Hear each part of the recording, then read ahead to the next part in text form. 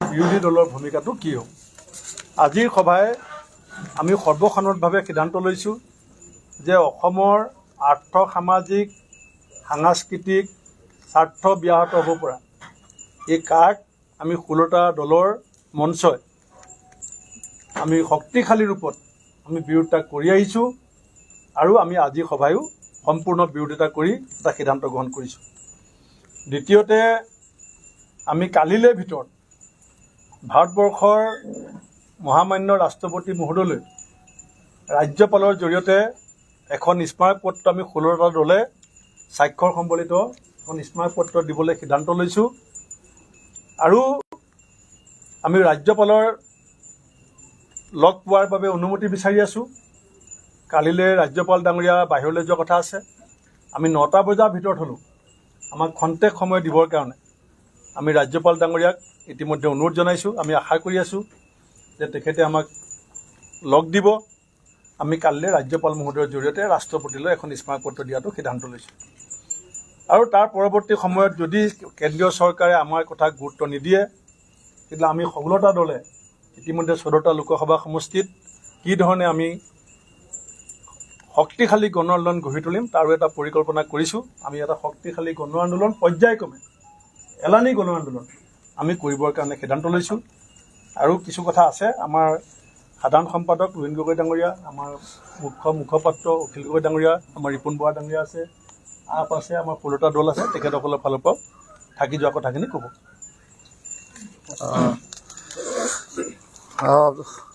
শ্ৰদ্ধাৰ সাংবাদিক বন্ধুসকল, আমাৰ বিৰোধী ঐক্য মঞ্চ অসমৰ সন্মানীয় সভাপতি ভূপেন বৰা ডাঙৰীয়া, ঐক্য মঞ্চৰ প্ৰতিটো ৰাজনৈতিক দলৰ অতি শ্ৰদ্ধাৰ সন্মানীয় সভাপতি সম্পাদকে প্ৰমুখ কৰি বিষয়ববীয়া কৰ্মকৰ্তাসকল, আমি আপোনালোক সকলোলৈকে আমাৰ ঐক্য মঞ্চৰ তৰফৰ পৰা আন্তৰিক শ্ৰদ্ধা জ্ঞাপন কৰিছোঁ। সকলোকে এই সংবাদ মেললৈ আমি আদৰণি জনাইছোঁ। আপোনালোকে সকলোৱে জানে যে সমগ্ৰ ভাৰতবৰ্ষত এই নিৰ্বাচনৰ প্ৰাকখনত বিজেপি দলটোৱে ৰাজনৈতিক মেৰুকৰণৰ বিভিন্ন অস্ত্ৰ শস্ত্ৰ তেওঁলোকে প্ৰয়োগ কৰা ইতিমধ্যে আৰম্ভ কৰিছে। বিভিন্ন টুল তেওঁলোকে ব্যৱহাৰ কৰিছে আৰু শেহতীয়াকৈ নাগৰিকত্ব সংশোধনী আইন, যাক আমি কা বুলি জানো, এই কাখন বলবৎ কৰিবৰ কাৰণে তেওঁলোকে ইতিমধ্যে সিদ্ধান্ত গ্ৰহণ কৰিছে। আনকি কেন্দ্ৰীয় গৃহমন্ত্ৰীয়েও এই বিষয়টো স্পষ্ট ৰূপত মানুহৰ আগত তেওঁলোকৰ মনৰ চিন্তা শক্তিশালী ৰূপত ব্যক্ত কৰিছে।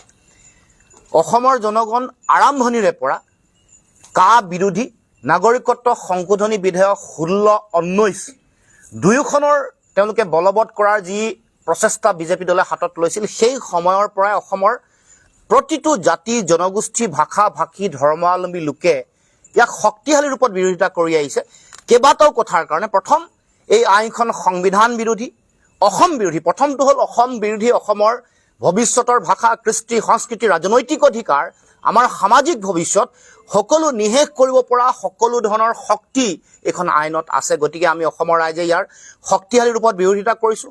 সংবিধান বিৰোধী, অতি সাম্প্ৰদায়িক এখন আইন, যিখনে ভাৰতবৰ্ষৰ মানুহৰ মাজত ঘৃণা, সাম্প্ৰদায়িকতা, বিভাজনৰ শক্তিশালী বীজ ৰোপণ কৰিব পাৰে। গতিকে আমি অসমৰ জনগণ, উত্তৰ পূৰ্বাঞ্চলৰ জনগণ আমি স্পষ্ট যে এইখন আইন কোনো কাৰণতে কেতিয়াও গ্ৰহণ কৰা নাই, নকৰোঁ। সংখ্যাৰ লেখেৰে তেওঁলোকে এখন জাপি দিছে। সংখ্যা আছে কাৰণে অহংকাৰত মত্ত হৈ দেশৰ গণতন্ত্ৰৰ সাংবিধানিক কাঠামো, সংবিধানৰ স্থিতি, শক্তি, সংবিধানৰ চৰিত্ৰ সকলোকে বুঢ়া আঙুলি দেখুৱাই তেওঁলোকে এই আইনখন জাপি দিব খুজিছে আৰু অসমৰ মানুহকো তেওঁলোকে এক ভয়াৱহ ভৱিষ্যতৰ মাজলৈ ঠেলি দিব খুজিছে। গতিকে আমাৰ স্পষ্ট দৃষ্টিভংগী যে আমি এই আইনখন বিৰোধিতা কৰিছোঁ আৰু কৰিম। আৰু কাইলৈ আমি ইতিমধ্যে কৈছে, আমাৰ সভাপতি ডাঙৰীয়াই কৈছে, কাইলৈ আমি দেশৰ ৰাষ্ট্ৰপতি আৰু প্ৰধানমন্ত্ৰীলৈ স্মাৰকপত্ৰ প্ৰেৰণ কৰি আমাৰ বিৰোধী ঐক্য মঞ্চ সকলো ৰাজনৈতিক দলৰ ফালৰ পৰা আমাৰ স্পষ্ট ৰূপত আমি কৈ দিম যে আমি কোনো কাৰণতে এখন মানিব নোৱাৰোঁ, গ্ৰহণ কৰিব নোৱাৰোঁ, এখন বন্ধ কৰিব লাগে, অসমত ইমপ্লিমেণ্ট কৰিব নালাগে, ভাৰতবৰ্ষত ইমপ্লিমেণ্ট কৰিব নালাগে। দ্বিতীয় কথাটো হ'ল, আমি আজিৰ সভাই আমি আৰু এটা প্ৰস্তাৱ আমি ইতিমধ্যে গ্ৰহণ কৰিছোঁ। সেইটো হ'ল যে আমি সভাই আজি সৰ্বসন্মতভাৱে এই কা আইনখনৰ আমি সকলোৱে তীব্ৰ বিৰোধিতা কৰোঁ। এইটো ৰাজহুৱাকৈ পুনৰবাৰ আমি ব্যক্ত কৰিছোঁ আমাৰ প্ৰস্তাৱ।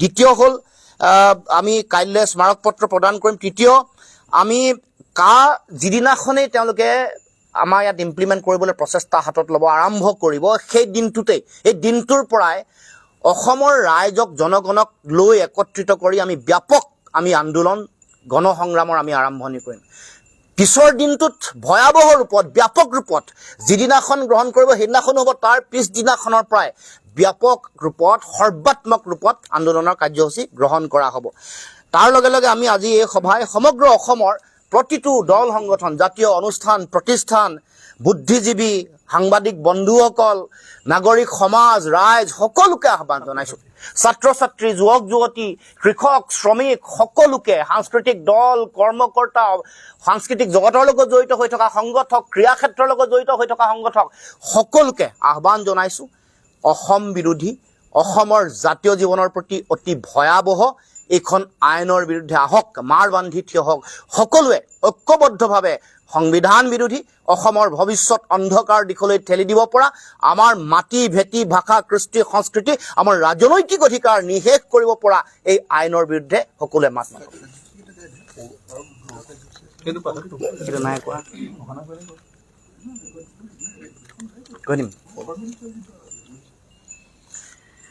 আমি কাৰ্যসূচী ঘোষণা কৰিছোঁ যিটো দিন গৃহীত হ'ব যিদিনাখন তেওঁলোকে ইমপ্লিমেণ্ট কৰিব সেই দিনটোততো কাৰ্যসূচী হ'বই পিছদিনাখন আমি এটা সৰ্বাত্মক বন্ধৰ কাৰ্যসূচী আজিয়ে ঘোষণা কৰিছোঁ পৰৱৰ্তী দিনটোত তাৰ পৰৱৰ্তী দিনত আমি ছেক্ৰেটেৰিয়েট সচিবালয় আমি সকলো ৰাজনৈতিক দল ঐক্যবদ্ধভাৱে জনতাক লগত লৈ ঘেৰাও কাৰ্যসূচী এটা আমি ঘোষণা কৰিছোঁ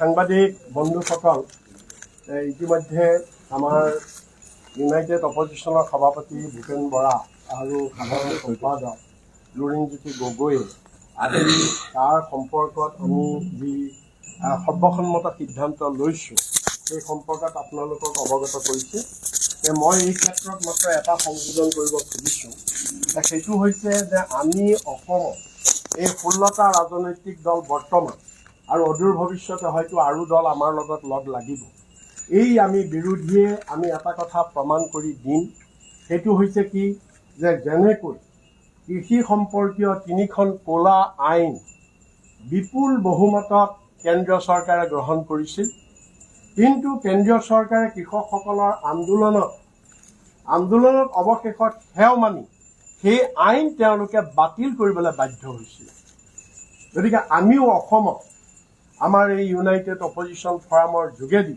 আমি এনেকুৱা এটা গণ আন্দোলন আমি কৰি তুলিম যদিও আজি তেওঁলোকে কাৰ আইন বলবৎ কৰিছে কাৰ আইন তেওঁলোকে পাছ কৰিছে আইন বলবৎ কৰিব যেনেকৈ কৃষি আইন তেওঁলোকে নিজে নিজে বাতিল কৰি ল'বলৈ উঠাই ল'বলৈ বাধ্য হৈছিল ঠিক একেদৰে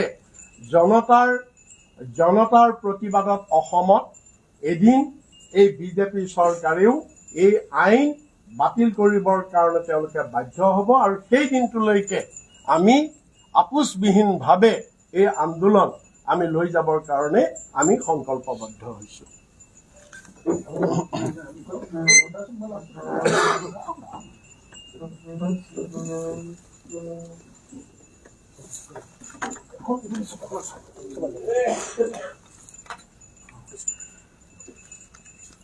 আজি যি ইউনাইটেড অপজিশ্যন ফৰামৰ সভা হ'ল এই সভাতে আমি আজি আকৌ এটা সিদ্ধান্ত লৈছোঁ যে আমি তাৰ ভিতৰত আমি এলানি কাৰ্যসূচী ঘোষণা কৰিছোঁ অহাকালিৰ ভিতৰতে আমি আমাৰ সকলো দলৰ এখন স্মাৰকপত্ৰ যাব ৰাষ্ট্ৰপতি মহোদয় আৰু প্ৰধানমন্ত্ৰী মহোদয়লৈ ৰাজ্যপালৰ যোগেদি কালিৰ ভিতৰতে আমি এটা সময় মিলাবলৈ প্ৰচেষ্টা চলাইছোঁ ৰাজ্যপালৰ পৰা আমি এই কাইলৈ আমাৰ এই প্ৰতিবাদ পত্ৰ যাব তাৰ পাছতে আমি আপোনাক ক'লে আমাৰ সম্পাদক ডাঙৰীয়াই যে আমি সৰ্বাত্মক এটা গণ আন্দোলন তাৰ পাছত আমি ছেক্ৰেটাৰী ঘেৰাওৰ দৰে আন্দোলন কৰিম যে আমি প্ৰত্যেকটা দলে আজি সহমতত উপনীত হৈছোঁ যে আমি যেনে তেনে আমি কা বিৰোধিতা কৰি আমি ৰাইজক সজাগ কৰিব লাগিব ৰাইজক সজাগ কৰি এইখন যাতে ৰিপিল কৰিব পাৰে চেণ্ট্ৰেল কৰিব বাধ্য হয় সেই বাধ্য কৰিবৰ বাবে আমি আন্দোলন চলাই যাম চাই যিয়েই নহওক আমি প্ৰত্যেকজন নেতাকৰ্মী আমি দৰকাৰ হ'লে আমি যদি চৰকাৰী ঘৰণীয়া গুণ্ডাৰ আমি যদি আক্ৰমণত বলি হ'ব লগা হয় ভূপেন বৰা কৰিলে ৰাজীৱ গান্ধী ৰাহুল গান্ধী হোৱাৰ দিনা তেনেকুৱা হ'লেও আমাৰ কোনো আপত্তি, কিন্তু আমি ইয়াক সৰ্বাত্মকভাৱে সফল কৰিবলৈ চেষ্টা কৰিম। আমাৰ আজি আচলতে এটা ঐতিহাসিক দিন বুলি ক'ব লাগিব। 16টা বিৰোধী ৰাজনৈতিক দলে ঐক্যবদ্ধভাৱে কাৰ বিৰোধিতা কৰিবলৈ সিদ্ধান্ত কৰিছে।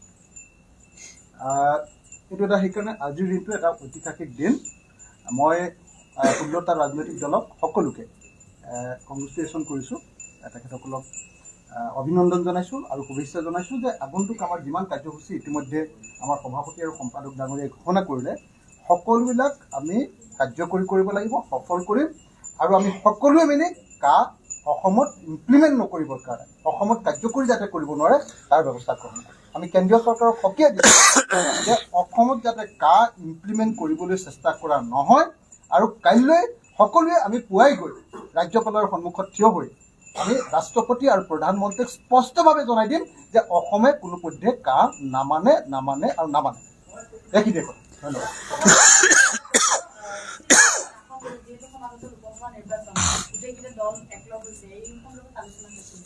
আলোচনা নিশ্চয় হৈছে।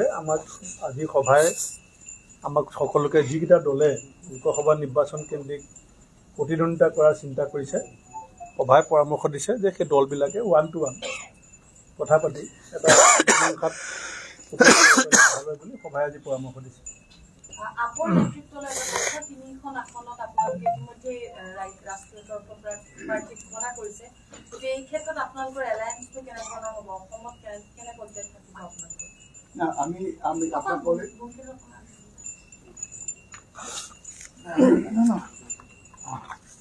আমাৰ সকলোৰে হৈ আমাৰ যি বিৰোধী মঞ্চত সভাপতি কলি আলোচনা চলি আছে। গতিকে আমি নিশ্চয় একেবাৰে উপনীত হ'ম আৰু আমি 16টা দলে আমি একেলগে 14খনত নিৰ্বাচিত কৰিম।